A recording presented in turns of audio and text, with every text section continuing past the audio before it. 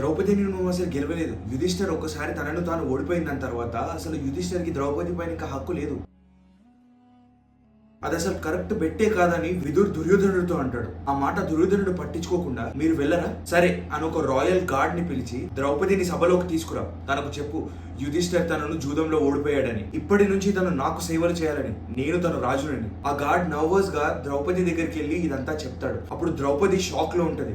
అసలు యుధిష్ఠిర్ ఇలా ఎలా చేశాడో తనకు నమ్మబుద్ధి కాదు. నా ఒంటిపై నేను ఒకే ఒక వస్త్రంతో ఉన్నా అండ్ నేను నా పీరియడ్స్ లో ఉన్నా. ఇలానే నా కురువంశం వాళ్ళు వాళ్ళ అమ్మాయిని బయట చూపించాలనుకునేది. ఇలానే నేను సభలోకి వచ్చేది. ముందుగా యుధిష్ఠిర్ని వెళ్ళి అడుగు, తను నన్ను పనంగా పెట్టే కంటే ముందు తనను తాను ఓడిపోయాడో లేదో అని. నేను దుర్యోధనుడి మాట వినను. నేనుట్టి భీష్ముడు ద్రోణాచార్యుడి మాటనే వింటాను. ఆ సేవకుడు మళ్ళీ దుర్యోధనుడి దగ్గరకు వచ్చి ద్రౌపది చెప్పిందంతా చెప్తాడు. దుర్యోధనుడు ఒక విచిత్రమైన నవ్వుతో, ఇంకా ద్రౌపది తనను తాను ఇంద్రప్రస్థాకి రాని అనుకుంటుందా ఏంటి? దుశ్శాసన్ వెళ్ళు, ఆ స్లేవ్ ని సభకి ఈడ్చుకురా, ఈ సభలోనే తన క్వశ్చన్స్ ని విందాం అంటాడు. ద్రౌపది అని ఒర్రుకుంటూ దుశ్శాసనుడు ద్రౌపది ఉన్న ప్లేస్ కి వెళ్తాడు. ఏంటి ద్రౌపది, నువ్వు ఇంకా రానివనుకుంటున్నావా ఏంటి? నువ్వు ఇప్పుడు దుర్యోధనుడి సేవకురాలివి, తన మాట విని నాతో పాటు సభకు రా. దుశ్శాసనుడు చాలా డెస్పరేట్ గా ఉంటాడు. ద్రౌపదిని పద పద అంటుంటాడు. ద్రౌపది తన ఒక స్టెప్ బ్యాక్ తీసుకొని తన లాస్ట్ హోప్ అయిన గాంధారి దగ్గరికి వెళ్దాం అనుకుంటది. ద్రౌపదిని వెళ్లకుండా తన హెయిర్ ని పట్టుకొని దుశ్శాసనుడు సభ వైపు తనని గుంజుకురావడం మొదలెడతాడు. ఆ వస్త్రాలు మొత్తం బ్లడ్ తో సోక్ అయిపోయి ఉన్నాయి. ప్లీజ్ నన్ను ఇలా సభకు తీసుకెళ్ళకు అని ద్రౌపది తనని వేడుకుంటూ ఉంటది. నువ్వు ఎలా ఉంటే నాకేంటి, ఇప్పుడు నువ్వు ఒక సేవకురాలివి. అలాగే తనని పట్టుకొని సభలోకి గుంజుకొస్తుంటాడు. పాంచాల్ యొక్క యువరాణి, ఇంద్రప్రస్థ యొక్క రాణి, పాండవుల వైఫ్, అలాంటి ద్రౌపదిని దుశ్శాసనుడు తన్నుకుంటూ ఈడ్చుకుంటూ హస్తినపురం సభలోకి లాక్కొని వస్తాడు. ద్రౌపదిని తీసుకొచ్చి ఆ సభ సెంటర్ లో నిలబెడతాడు. తను పాండవుల వైపు చూస్తుంది. వాళ్ళు తలలు దించుకొని ఉంటారు. భీష్ముడు, ద్రోణుడు, విదుర్ వీళ్ళందరూ ద్రౌపది కళ్ళల్లో కళ్ళు పెట్టి చూడలేకపోతారు. ద్రౌపది వాళ్ళ వైపు చూడంగానే వాళ్ళు మొహాలు తిప్పేసుకుంటారు. మీరందరూ ఇది అసలు ఎలా చూడగలుగుతున్నారు?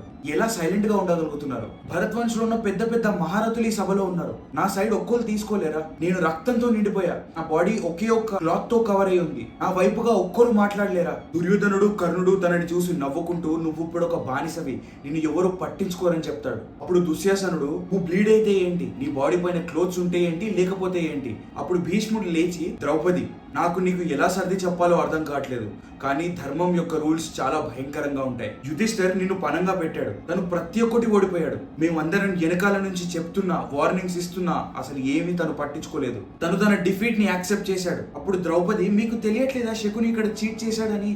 అందరికీ కనిపిస్తుంది. యుధిష్ఠిర్ చాలా మంచివాడు, తనకు అది కనిపించలేదు.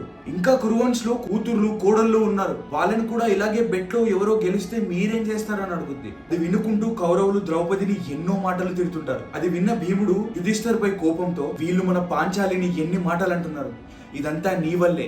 సహదేవ్ వెళ్లి మంటను పట్టుకురా, యుధిష్ఠిర్ చేతుల్ని నేను కాల్చేస్తా ఇంకొకసారి ఆ డైస్ ని పట్టుకోకుండా. అప్పుడు అర్జునుడు, మనం మనలో పోరాడడమే వాళ్ళకి కావాల్సింది. మన అన్న యుధిష్ఠిరుడు క్షత్రియ రాజు, తనకు ఏం చేయాలో తెలుసు. క్షత్రియ ధర్మంతోనే తను దుర్యోధనుడి ఛాలెంజ్ ని యాక్సెప్ట్ చేశాడు. ఇక్కడ మనం మన యూనిటీని పోగొట్టుకోకూడదు. దానివల్ల కౌరవుల్లో ఒకడైన వికర్ణ లేసి ఇక్కడ మాట్లాడతాడు. ద్రౌపది అడిగిన క్వశ్చన్ కరెక్టే. ద్రౌపది ఉట్టి యుధిష్ఠిర్ ఒక్కైనదే కాదు. అండ్ యుధిష్ఠిర్ ద్రౌపదిని బెట్ చేసినప్పుడు తన కరెక్ట్ సెన్సెస్ లో లేడు. తను తన బ్రదర్స్ పర్మిషన్ కూడా తను తీసుకోలేదు. తనకు ప్రతి ఒక్క రైట్ ఉంది ఇక్కడ నుంచి వెళ్ళిపోవడానికి అంటాడు. లోపల లోపల అందరూ వికర్ణని ప్రేస్ చేసినా ఎవరికి లేచి మాట్లాడేంత ధైర్యం లేదు. అప్పుడు కర్ణుడు, వికర్ణను ఒక చిన్న పిల్లాడ్లా మాట్లాడుతున్నావు. ఈ సభ మొత్తం చూసింది. యుధిష్ఠిర్ ప్రతి ఒక్కటి కోల్పోయాడు ద్రౌపదితో పాటు. అది కూడా వాళ్ళు అన్ని రూల్స్ కి ఒబే చేస్తూనే గేమ్ ని తీసుకెళ్లారు. ద్రౌపది పాండవులందరితో పడుకుంటుంది. తను ఒక వేశ్య, తనకు వాల్యూస్ కానీ డిగ్నిటీ కానీ ఇలాంటివి ఏం లేవు. దుశ్శాసన పాండవుల్ని ఇంకా వాళ్ళ వైఫ్ ని బట్టలు లేకుండా చేసేయని కర్ణుడు అంటాడు. పాండవులు నడుచుకుంటూ వచ్చి వాళ్ళ తలపై ఉన్న కిరీటాలను తీసి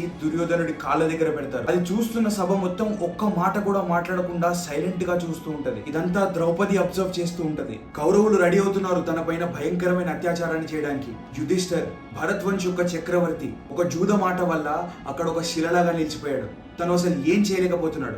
ఆ సభలో అందరూ అన్కంఫర్టబుల్ ఫీలింగ్ తోనే ఉన్నారు. కానీ నెక్స్ట్ ఏమవుతుందో అనే క్యూరియాసిటీ ప్రతి ఒక్కరి ఫేస్ లో ఉంది. చెడు వాళ్ళ మైండ్ లను కప్పేసింది. దుశ్శాసనుడు తన చీరని పట్టుకున్నాడు. ద్రౌపదికి అసలు ఎక్కడి వెళ్ళడానికి ఛాన్సే లేదు. విదుర్, భీష్ముడు, ద్రోణాచార్యుడు, పాండవులు వీళ్ళందరూ వాళ్ళ తలను కిందికి చేసేసుకున్నారు. ద్రౌపది కళ్ళల్లో నుంచి నీళ్లు కారిపోతున్నాయి. దుశ్శాసనుడు ఒక పిచ్చి పట్టిన యానిమల్ లా తన చీరని పట్టుకొని లాగడానికి ట్రై చేస్తున్నాడు.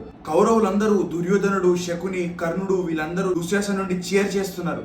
ఇదంతా జరుగుతుండగా అనగానే సడన్ గా ద్రౌపది ఇంకా తను స్ట్రగుల్ చేయడం ఆపేస్తుంది. దుశ్శాసనుడు అది చూస్తాడు. ద్రౌపది ఎవరికి వినిపించకుండా తన లిప్స్ మాత్రమే మూవ్ అవుతుంటాయి. తన లోపల ప్రేయర్ చేసుకుంటూ ఉంటది. కృష్ణ నన్ను కాపాడు, నా హస్బెండ్స్ కూడా నన్ను ఈ టైంలో సేవ్ చేయలేరు, నువ్వు మాత్రమే నన్ను కాపాడగలవు అని కృష్ణుడికి ద్రౌపది ప్రేయర్ చేస్తూ ఉంటది. దుశ్శాసనుడు ద్రౌపది చీర లాగడం మొదలెడతాడు. సడన్ గా ఆ చీర స్ట్రెచ్ అవుతూనే ఉంటది. తను ఎంత గుంజినా ఆ చీర వస్తూనే ఉంటది. ద్రౌపది అక్కడ ఒక ట్రాన్స్ లో నిల్చొని ఉంటది. దుశ్శాసనుడు ఎంత గుంజినా ఆ చీర మాత్రం అయిపోవట్లేదు. అందరూ సర్ప్రైజ్ లో చూస్తారు. ఇది కృష్ణుడి లీల లేకపోతే ద్రౌపదిని తన ధర్మమే ప్రొటెక్ట్ చేస్తుందా? దుశ్శాసనుడు ఆ చీరని లాగి లాగి లాగి టైర్డ్ అయిపోయి అదే చీర మధ్యలో తను పడిపోతాడు. తనలో ఇంకా ఇంత ఎనర్జీ కూడా మిగలదు.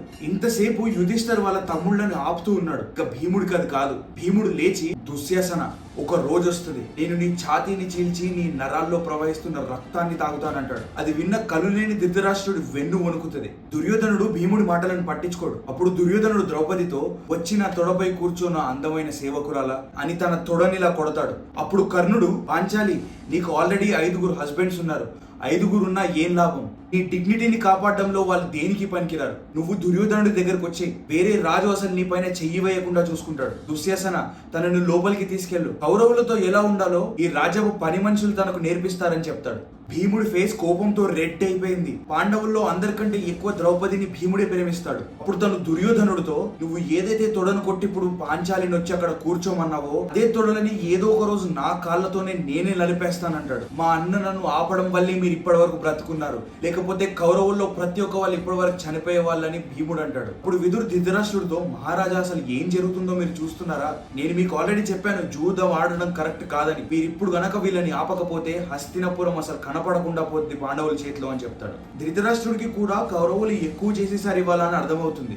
కూర్చొని వింటూ ఇదంతా ఎంజాయ్ చేస్తున్నా భీముడు అర్జునుడి కోపం అంటే ధృతరాష్ట్రుడికి భయం. అప్పుడు ధృతరాష్ట్రుడు, ద్రౌపది, నువ్వు నా పెద్ద కోడలివి, నా కొడుకులను క్షమించు, నువ్వు ఏది కోరుకుంటే అది నీకు ఇస్తానని ధృతరాష్ట్రుడు అంటాడు. మహారాజా, యుధిష్ఠర్ని వదిలేయండి, యుధిష్ఠర్తో పాటు అందరూ పాండవుల్ని వదిలేయండి, మమ్మల్ని అందరినీ బానిసత్వం నుంచి విడుదల చేయండి, నువ్వు కోరుకున్నది నీకు ఇచ్చేస్తున్నా. యుధిష్ఠరి వల్ల ఏదైతే ఓడిపోయాడో అది మొత్తం మీకు తిరిగి ఇచ్చేస్తున్నా. మీరు ఏదైతే పట్టుకొని హస్తినపురానికి వచ్చారో అదంతా తీసుకొని మళ్ళీ ఇంద్రప్రస్థకు వెళ్ళండి అని ధృతరాష్ట్రుడు చెప్తాడు. కర్ణుడు అప్పుడు అర్జునుడితో, మిమ్మల్ని ఇప్పుడు ఒక ఆడమే విడిపిస్తుంది, అంత స్టేజ్ కి మీరు దిగజారిపోయారంటాడు. అది విన్న అర్జునుడు, నువ్వు మాట్లాడిన మాటలు ఇవాళ చాలా ఎక్కువ కర్ణ, ఏదో ఒక రోజు నువ్వు నా చేతుల్లోనే చనిపోతావు, ఇది నా శపథం, నేను నిన్ను చంపకుండా వదలనని అర్జునుడు అంటాడు. ధృతరాష్ట్రుడి సిచ్యువేషన్ ని మొత్తం కంట్రోల్లోకి తెస్తాడు. యుధిష్ఠర్ ధృతరాష్ట్రుడి పర్మిషన్ తో హస్తినపురాన్ని వదలడానికి రెడీ అవుతాడు. ఇప్పుడు ధృతరాష్ట్రుడు యుధిష్ఠర్తో, ఇవాళ జరిగిందంతా ఒక కలలాగా మర్చిపోండి, ఇంద్రప్రస్థకి శాంతంగా తిరిగి వెళ్ళండి అని చెప్తాడు.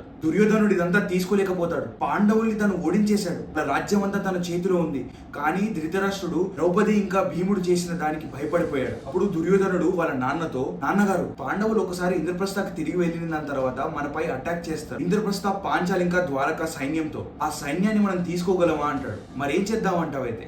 ఇంకొక జూదం ఆట అంటే, అవును, కానీ ఈసారి ఒకే ఒక ఛాలెంజ్, ఓడిపోయిన వాళ్ళు 13 సంవత్సరాలు అజ్ఞాతవాసానికి వెళ్ళిపోవాలి. ధృతరాష్ట్రుడు దానికి ఒప్పుకుంటాడు. ఒక మెసెంజర్ పాండవులు ఇంద్రప్రస్థ వెళ్తున్న రోడ్ లో వాళ్ళని ఆపి, దుర్యోధనుడు మీకు ఇంకొక ఛాలెంజ్ ని పంపించాడు, మీరు ఇప్పుడే హస్తినపురానికి రావాలని చెప్తాడు. యుధిష్ఠర్ మళ్ళీ తన ధర్మానికి కట్టుబడి హస్తినపురానికి వస్తాడు. తను రాగానే దుర్యోధనుడు ఆ బెట్ ఏంటో చెప్తాడు.